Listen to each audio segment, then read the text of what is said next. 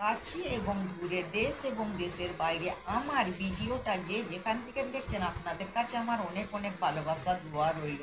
আশা করি আপনারা ভালো আছেন। আজ আমি আপনাদের সঙ্গে শেয়ার করব আমি বাড়িতে যেভাবে বানাই, ওটাই আজকে আপনাদের সঙ্গে শেয়ার করব।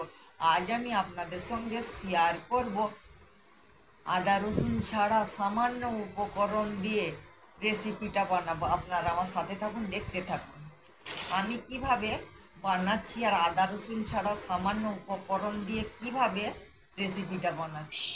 আমি প্রথমে গ্যাসটা অন করে একটা কড়াই বসিয়ে দিয়েছি। কড়াইটা গরম হয়ে গিয়েছে, এর মধ্যে আমি সরষের তেল দিয়ে দিয়েছি। তেলটা আমার গরম হয়ে গিয়েছে, এর মধ্যে আমি একটা পেঁয়াজ দিয়ে ডিম ভেজে নেব। ডিমটা আমার ভাজা হয়ে গিয়েছে বন্ধুরা। ডিমটা আমি উঠিয়ে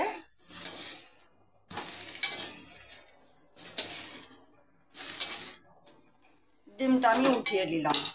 এর মধ্যে এই কড়ার মধ্যে আমি আবার তেল দিয়ে দিলাম, একদম অল্প তেল দিয়ে দিলাম। তেলটা দিয়ে লঙ্কা আর পেঁয়াজটা আমি লাল করে নেব। লঙ্কাটা আপনাদের পরিমাণ মতন দিবেন।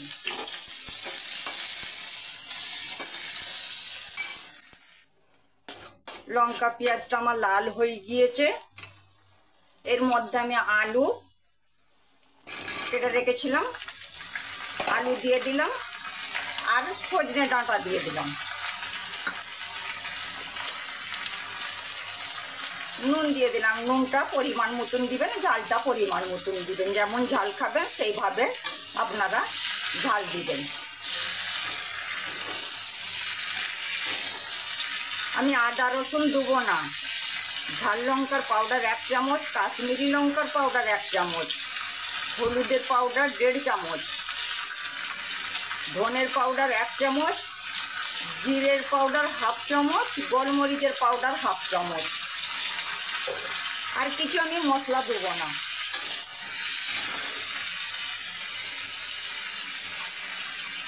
একটু পানি দিয়ে দিলাম।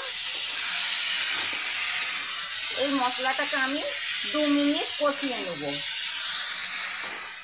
আমার 2 মিনিট কষানো হয়ে গিয়েছে। আমি টমেটোর কেটে রেখেছিলাম, টমেটোটা দিয়ে দিলাম। টমেটোটা দিয়েও আমি 1 মিনিট কষিয়ে নেব। টমেটোটা একটু বেশি দিবেন বন্ধুরা। টমেটোটা দিলে এই রেসিপিটা বেশ টক টক লাগে, খেতে খুব ভালো লাগবে।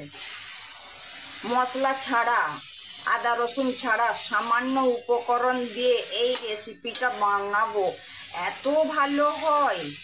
মশলা ছাড়া যে রেসিপি ভালো হয়, এত ভালো হয় এই রেসিপিটা, ছোট বড় সকলেই খাবে।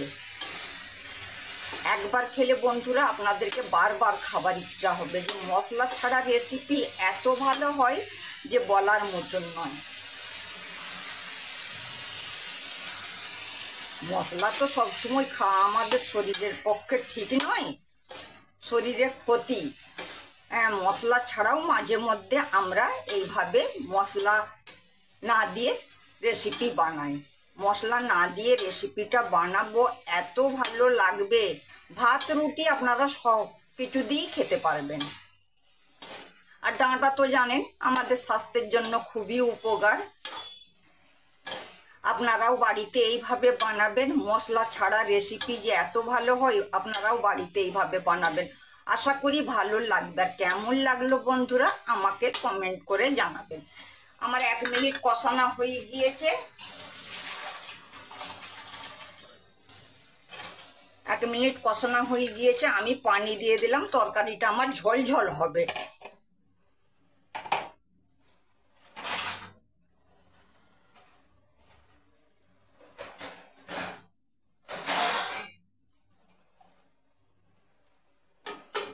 আমি 4 মিনিটের জন্য ঢেকে দিলাম। মাঝে মধ্যে একবার করে খুলে দেখব। আমি 4 মিনিটের জন্য ঢেকে দিয়েছিলাম। আমার 3 মিনিট হয়েছে। আমি ডিমটা পিস পিস করে কেটে রেখেছিলাম, ডিমটা দিয়ে দিলাম। 3 মিনিট হয়েছে, আরও আমি 1 মিনিটের জন্য ঢেকে দিলাম। ডিমটা তাহলে আমার সেদ্ধ হয়ে যাবে।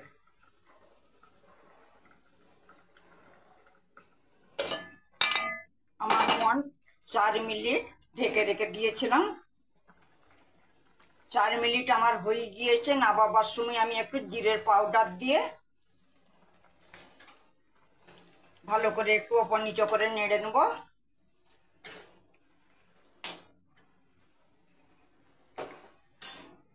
আমার ডিম আলু ডাঁটা রেসিপি পুরো রেডি। সামান্য উপকরণ দিয়ে আদা রসুন ছাড়া ডিম আলু সজনে ডাঁটার রেসিপি পুরো রেডি।